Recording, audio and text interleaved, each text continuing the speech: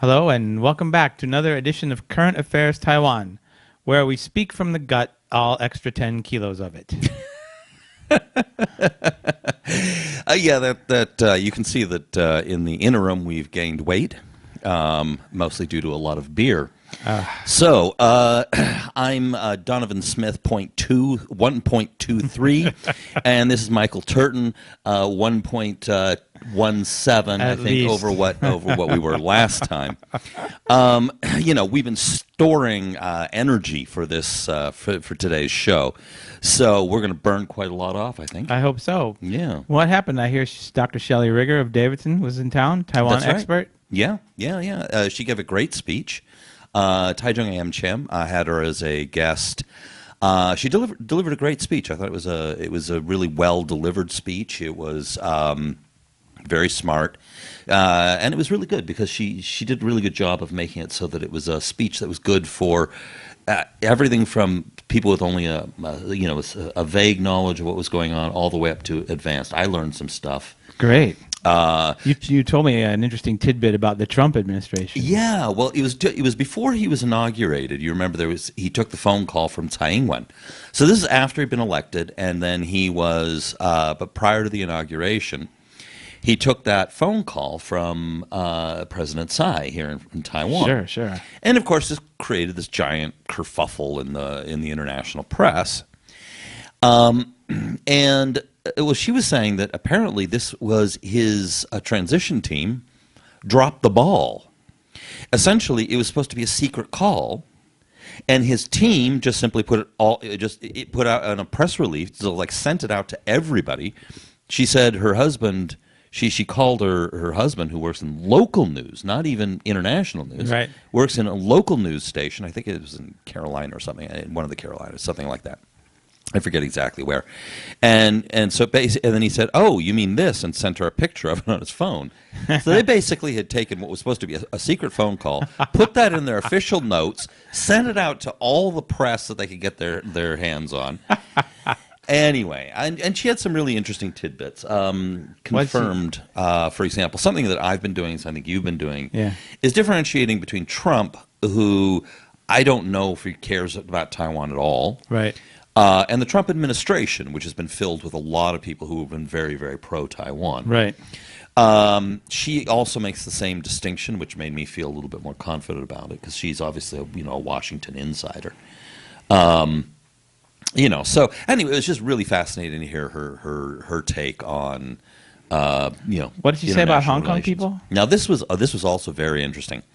And this was in response to one of the questions that she received. She talked about how in Hong Kong, she said, a year ago today, you would never have believed, or if somebody had said to you that that Hong Kong teenagers were going to be coming out en masse into the streets and risking their lives due to an extradition law, would you have believed it?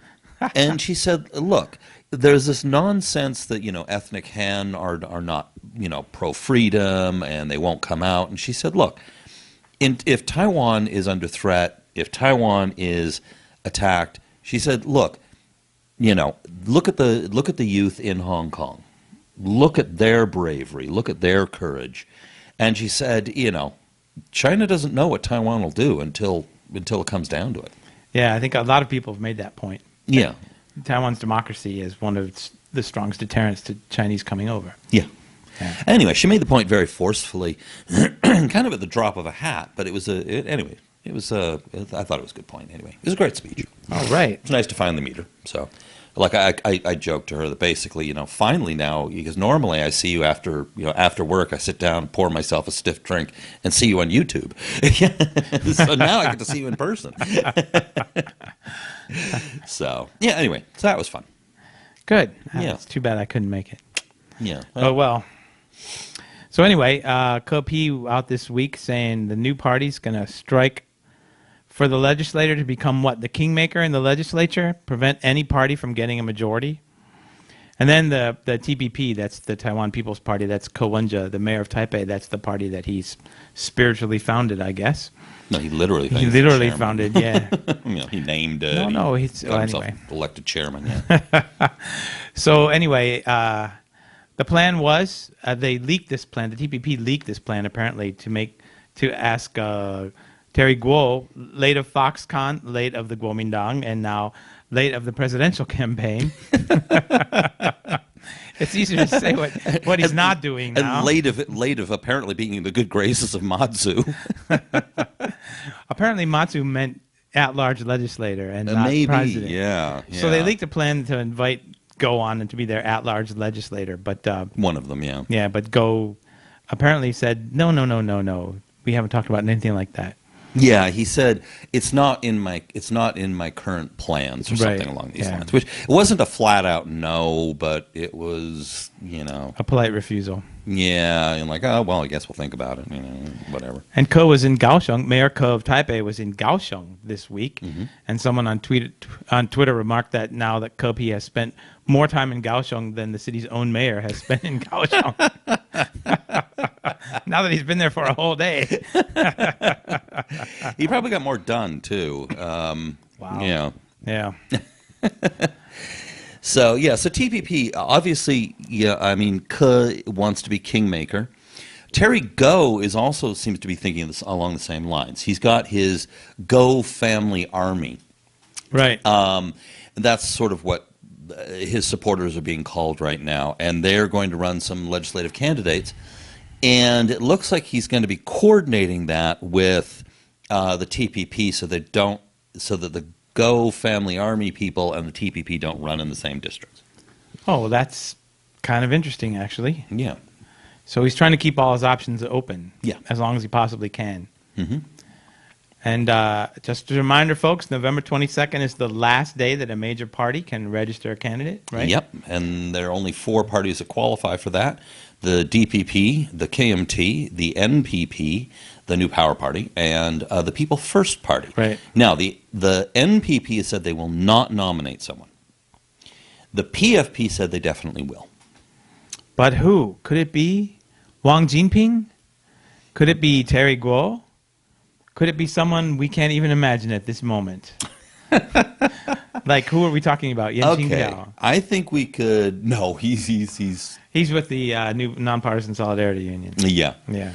I think we can rule out Ke. There's been a lot of talk of Ko Wen-je, the Taipei Mayor Ko Wen-je, as being a possible candidate for the PFP.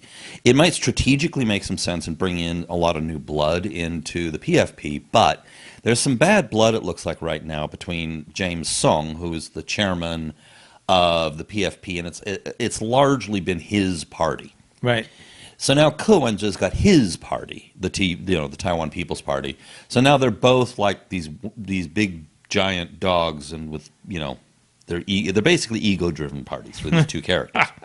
So, and James Sung and Ke got along fairly well. Ke being Ko Wen-je's nickname, and they got along and they cooperated somewhat before. Right. The only problem is now apparently Ke didn't give him heads up on a bunch of his major decisions, and there's some important people like a PFP Taipei City Councilor, which is an important position. Sure.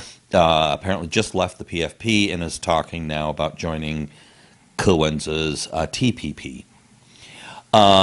So I could see James Song being not real happy with Ke. So I think we can rule out Ke.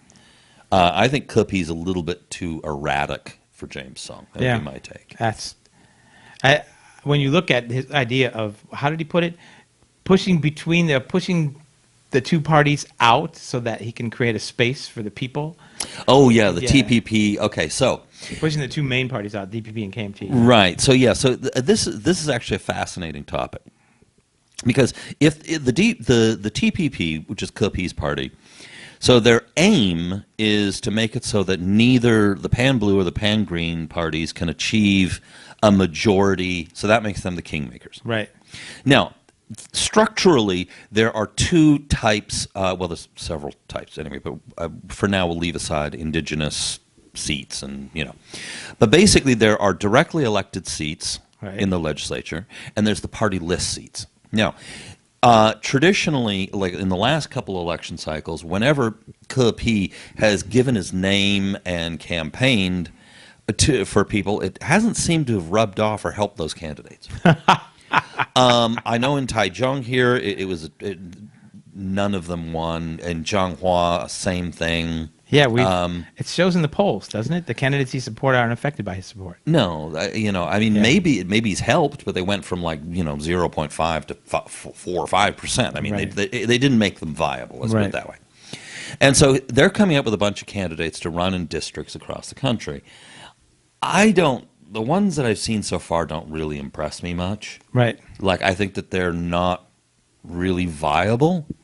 But see, here's the thing where I think the TPP might be a lot more viable, and it's the party list seats. There's 34 of these. If your party gets, when they go into the ballot and they check off your party just for the party list, Right. what that means is if you get over 5% of the vote nationally, you get party list seats in the legislature. And I do think that is that's quite possible. It's very possible. It's very, very possible that a lot of people will go, the local candidate they got running for me, but I like their party, or I like Ko-pi. Ko-pi, right? Yeah. So yeah. But anyway, I think that's viable. But anyway, back to the PFP. Who will they run as the candidate? So you mentioned James Song, Wang Jinping, and possibly Terry Go. Yes. And Yan what do you Qingbiao. think? Let's not forget him. What do I think? Yeah. I don't think they're going to pick Wang. And I don't think in the end that Terry Go is going to go with the PFP. Mm-hmm. So I don't see who they can run. It will have to be Sung again, but he always keeps losing. He always keeps losing. And last time he got 12%, was it, right? Yeah, 12%. Yeah. So if he gets 5 or 6, they could get some at-large seats. Yeah. Basically, the idea is they run a candidate, and then that helps boost the party list turnout.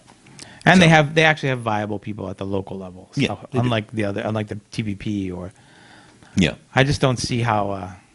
Anyway. Well, Wang Jinping is openly seeking their nomination. Right, and they are openly ignoring him. Yeah, they don't seem to be terribly enthusiastic. There aren't any stories running around about Wang Jinping meeting with James Sung, and Yeah. there's nothing like that going on.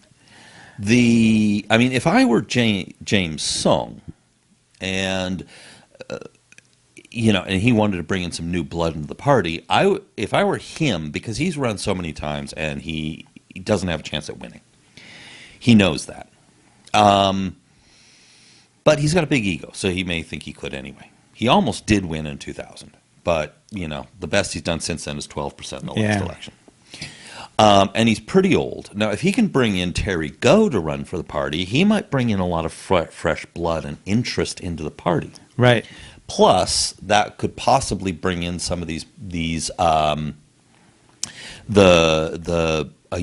Go family army people to help to run. They may or may not win, but it means that there's a vehicle then for Terry Go for these people. Right.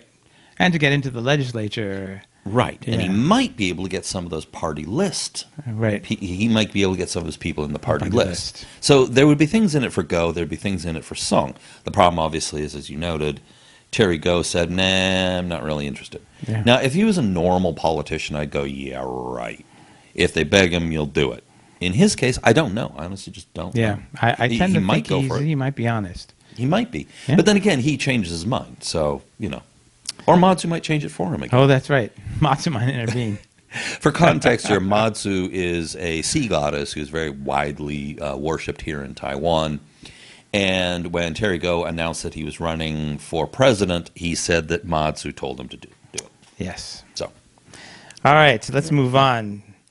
Apple Daily came out with a poll just today, which appears to be a landline poll that was done with an automated press 1 for this, press 2 for that kind of way. But they had Tsai up 40-22 over Han. Wow. And with 37% that are undecided, which means they didn't ask about Lu Xiulian since it adds up to 100%. Or it was Buchichu, like they don't. What was the Maybe numbers? they lumped them together. It was 15 who don't support either or anyone. Yeah. And then it was another 21 who hadn't decided yet.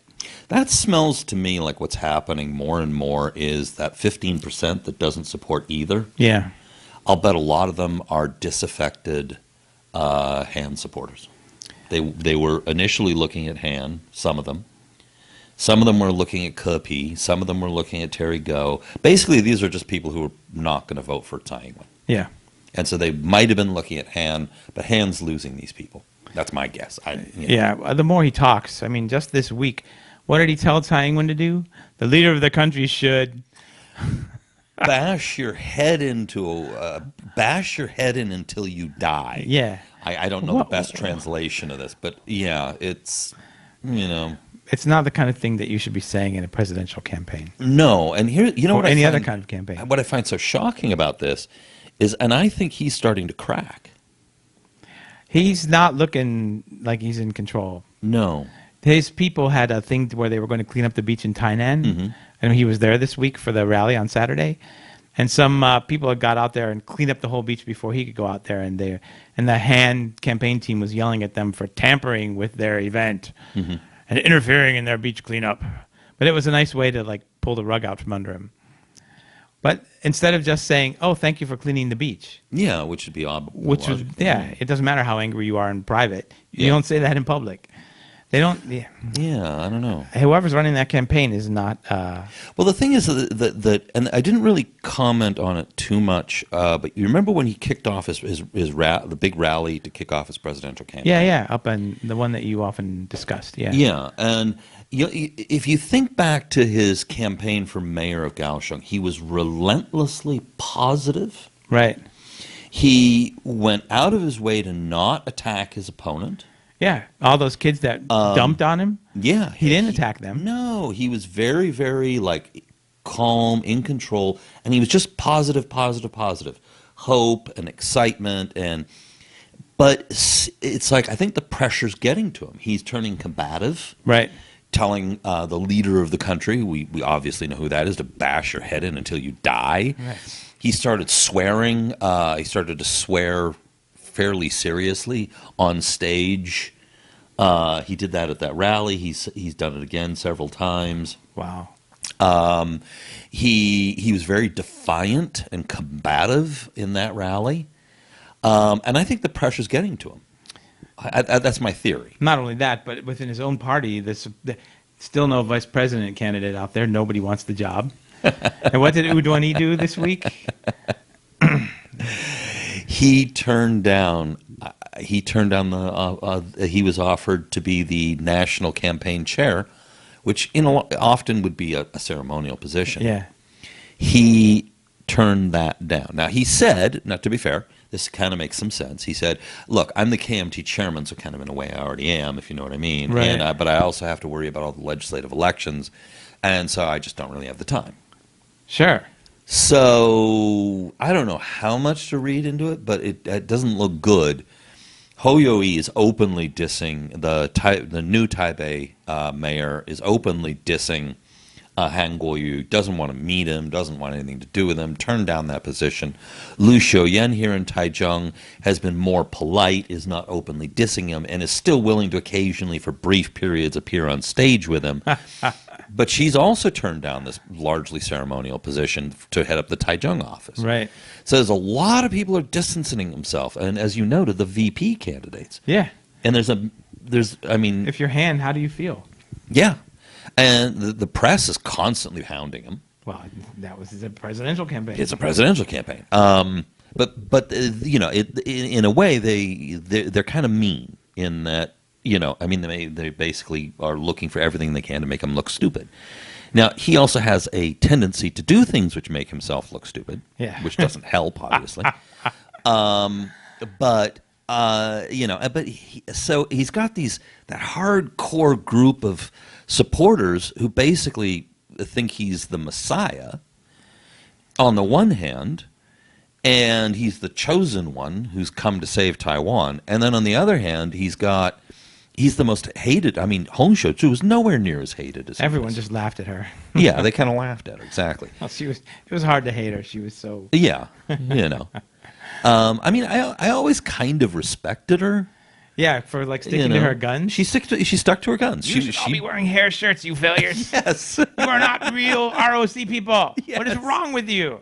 Yes. I mean, she believed in all of this, and she didn't mince words. No, she was great. I miss her terribly. Yeah. Well, she's now running in Tainan to be a legislator. She was on the platform in Tainan, right? Yeah. With yeah, Ma Ying-jeou and Wu Duanyi, and who was the other person up there with them? I forgot. But there was actually some speculation before Ma showed up for the rally on Saturday that he wouldn't show up at all. Yeah. Which tells you something about the level of support within the KMT for Han Kuo-yu. It seems like really the only politicians that come to mind that are major national figures that have actively come out and enthusiastically supported him are really Yan Qingbiao and the red and black factions here in Taichung. And that may be because they may be positioning to replace Wang Jinping in a leadership position. Maybe. Among the Taiwanese KMT, you mean? Amongst the Taiwanese KMT, Yeah. Now, Wang Jinping, of course, he's a local, came out of the factional Kaohsiung. from Kaohsiung. And he was the what we call the Speaker of the Legislature, the Legislative Yuan. And he was the unofficial head of all the Taiwanese, what they call the Southern faction or the Southern Taiwanese in the KMT. So, yep. So, I mean, outside of them, I mean, Eric Chu has been a loyal party guy, but he clearly doesn't want to be the vice president. No. So he doesn't want to tie himself too closely. He's like, well, of course he gives all appearances of being, well, we have to pull together as a team because of the party. Not because he's like, oh, yay, Han Kuo-yu, yay. Ma Ying-jeou's a loyal party man, so he's coming out. Yeah, he's coming out. But when, but that's it. Yeah, it's sad. Johnny Chang, again, he's red faction out of Taichung, the legislator from Fengyun. He's him, Yan Qingbiao, Yan Quanhang, which is Yan Qingbiao's son. Who's in the KMT. He was also in the KMT, yeah. So Yan has to secure a place for his son in that party, yeah. Right. So yeah. Yan Qingbiao, in case you've forgotten, is the former legislator from Dajia, often widely seen as the biggest organized crime guy on the island. Yeah. Runs the Matsu temple there and is in charge of the famous Matsu procession. Yeah. So, very interesting cast of characters here. Definitely. Meanwhile, speaking of characters, now we've got Morris Chang and Lee Deng-hui and Su Beng all came out in support of Tsai Ing-wen. Yeah.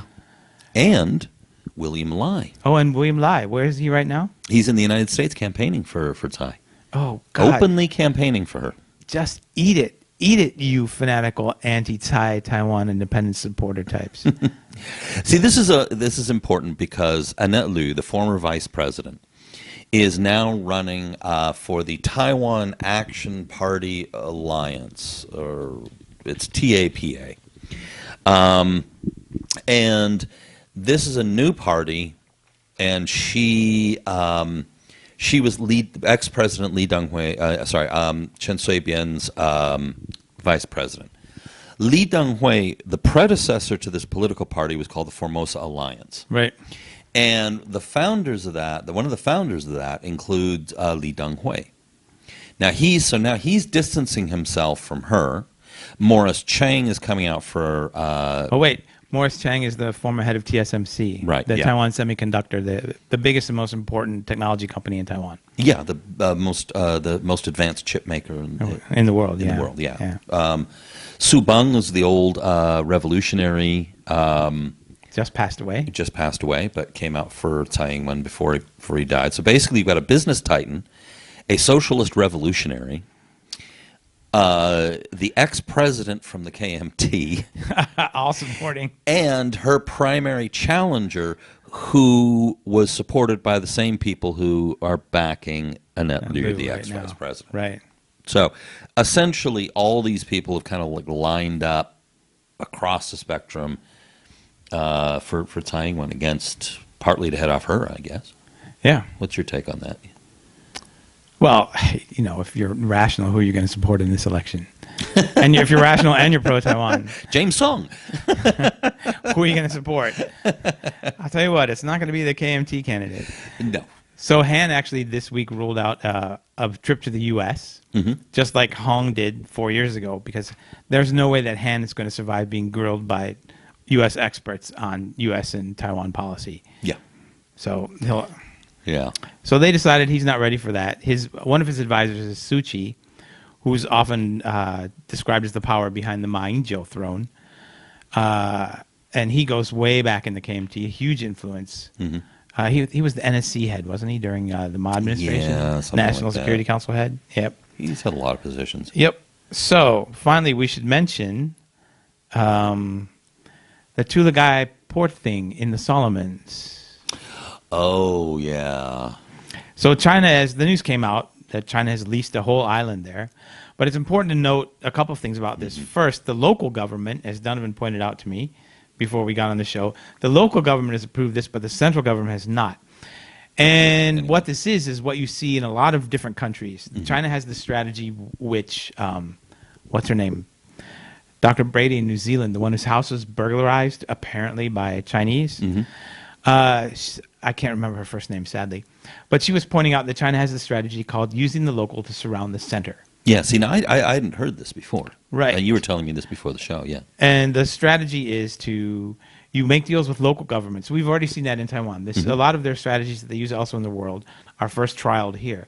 Yeah. And they make deals with local governments. And in federated countries, like the Solomons, the United States, or Australia, particularly federated democracies, local governments have a lot of leeway to make deals with foreign companies, foreign governments, whatever.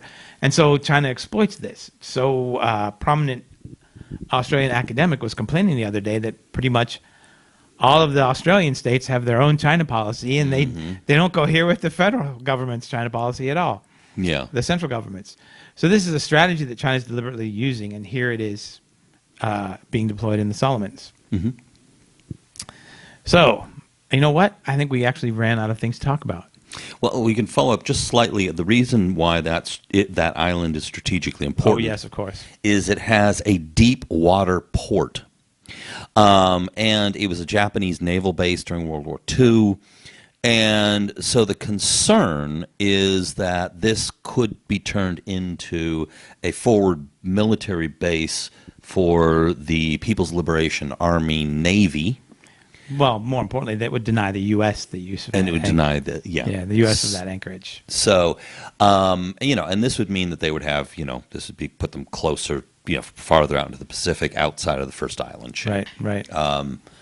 Which is basically Korea, the first island chain is what hems in China to a certain degree militarily. Right. Which is actually Korea, which is not an island. South Korea, Japan, the Japanese islands, Taiwan, Philippines, all the way down in through Malaysia and Indonesia. Yeah. And so this would be a forward base for them outside of that cordon. Well, If, again, there's a lot of ifs. If the central government there approves the deal. approves it, and this is a state-owned Chinese company, and so they're more worried about it being a dual use because they pitched it as investment, Right, of course. for the 1,200 people on the island. Well, it also shows where the U.S. could be out there doing things proactively, Right. and should be, but is not. Right. So, oh well. I don't want to end on a sad note. So, can you think of anything happy to say? No. All right. You all have a good week, and we'll see you next week with more Taiwan news and chatter. Yeah. Yeah. Oh, by the way, there will be an ICRT roundtable held, I believe, on November 18th from 10 in the morning to noon. It's free to attend. Wow. And Where? At Donghai University. Oh, sweet. So anybody can attend. I'll be on the panel. They've got a couple of university professors and Brian Hui. Oh, Brian will be there. All right. Brian will be there. And we'll be talking about the elections. But you can come, and it'll be broadcast on ICRT. Great. So you can all come and check it out. I'll try and get the more specific details, but it's Donghai University. I think it's the 18th, 10 in the morning. Fantastic. Yeah. All right. Thanks, guys. See you around. All right.